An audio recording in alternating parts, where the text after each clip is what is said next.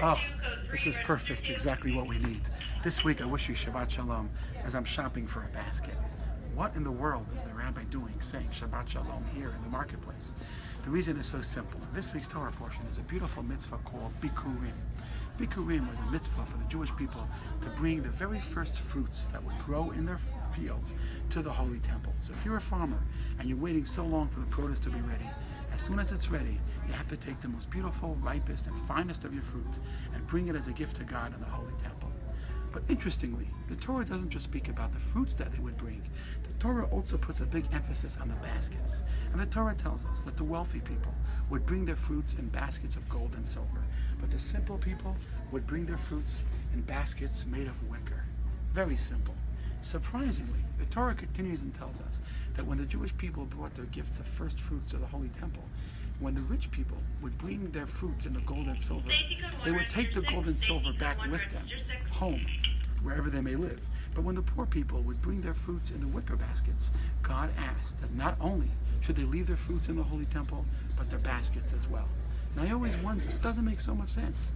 After all, doesn't God desire the gold and silver? I mean, the rich people don't need it. The poor people, however, the wicker baskets they worked so hard on, let them take it home and keep it for themselves and their family. Perhaps there's a very powerful lesson here. So often we ask ourselves, do I really matter? What kind of Torah can I study? What kind of mitzvot can I do? I know so little. I'm a simple Jew. I'm not a rabbi. I'm not a scholar. Sometimes we think that God wants our gold and silver. But this week's Torah portion reminds us, no. What God wants is not just your talents and your strengths, not just your first fruit.